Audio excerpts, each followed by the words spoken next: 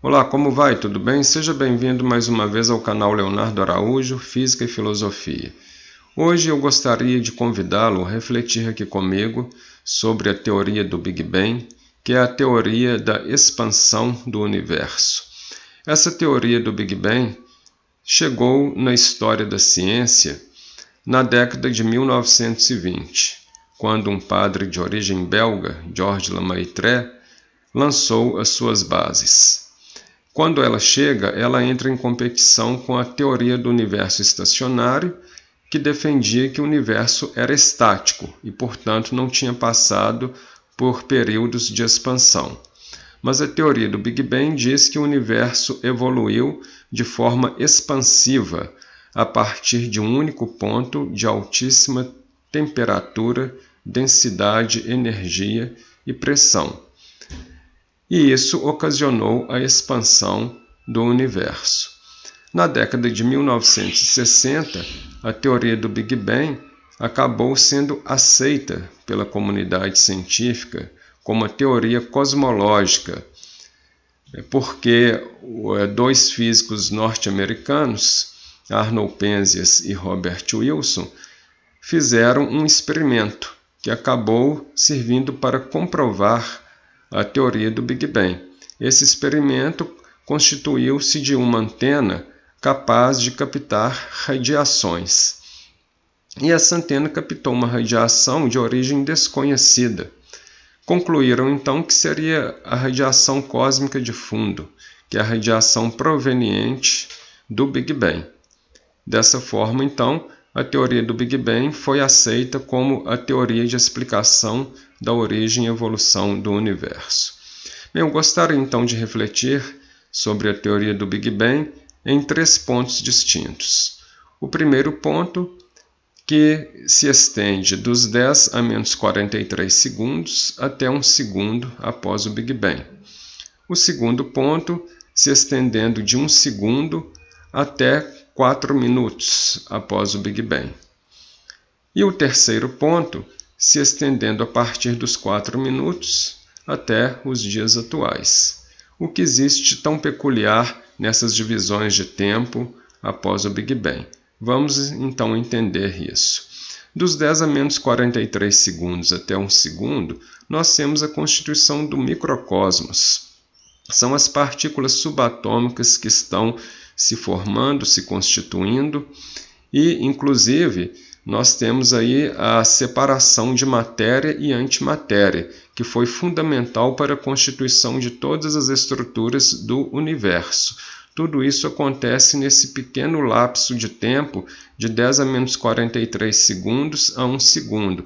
Quando o universo vai se expandindo, a temperatura vai caindo, porque a expansão gera o resfriamento, e as partículas subatômicas vão se individualizando nesse curtíssimo período de tempo. Depois, de 1 segundo até 4 minutos, quando as partículas subatômicas já se individualizaram, nós temos aí um processo de nucleossíntese. A nucleossíntese é a formação de núcleos mais pesados através de um processo de fusão nuclear. Mas o que ocorre é que a expansão está acontecendo, e a expansão gera o quê? Resfriamento. E para que a fusão termonuclear ocorra, é necessário que haja calor. Portanto, a nucleossíntese do Big Bang ela vai gerar elementos leves. Nós temos o núcleo de hidrogênio, que é o número 1 da tabela periódica, que consegue se fundir em hélio, que é o número 2. Então, a temperatura lá do Big Bang gera uma nucleossíntese que consegue apenas fundir o hidrogênio em hélio e nada mais. Talvez um pouquinho de lítio, que é o número 3, tenha sido produzido, mas em pouquíssima quantidade.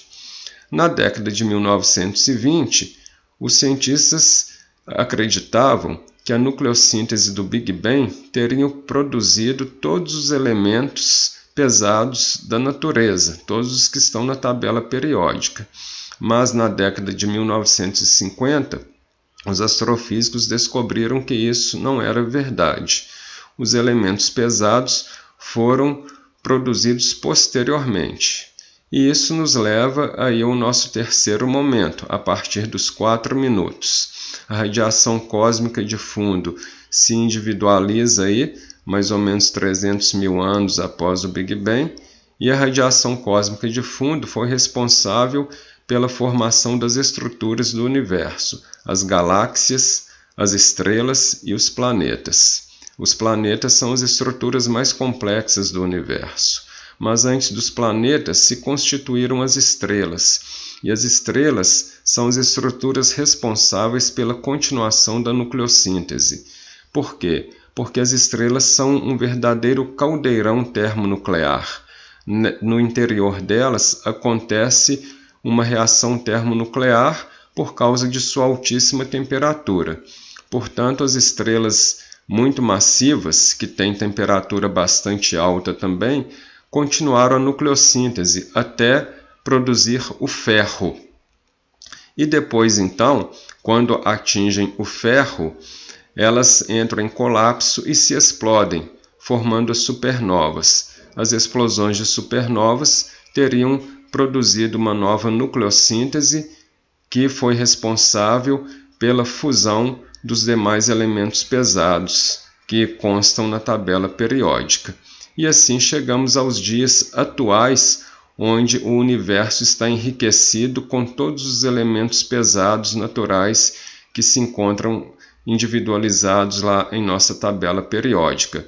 E isso, então, é uma síntese do que seria a evolução do universo após o Big Bang. A teoria do Big Bang, ela continua sendo estudada e foi enriquecida na década de 1980 com outra teoria chamada do universo inflacionário, a qual vamos explicar num vídeo posterior. Temos também um satélite que foi colocado em órbita responsável por estudar melhor a radiação cósmica de fundo, chamado satélite COBE, e ele trouxe muitas informações adicionais sobre essa radiação. Mais detalhes sobre a teoria do Big Bang, o seu aprofundamento, nós vamos falar em um outro vídeo, quando formos explicar a teoria do universo inflacionário que foi desenvolvida pelo físico de partículas e cosmólogo norte-americano Alan Guth. Não perca os nossos vídeos. Todos eles são muito explicativos e muito objetivos sobre a teoria e a história da ciência. Se você gostou, marque um joinha aí pra gente.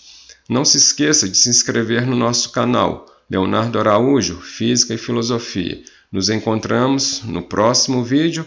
Muito obrigado pela sua companhia e tchau, tchau.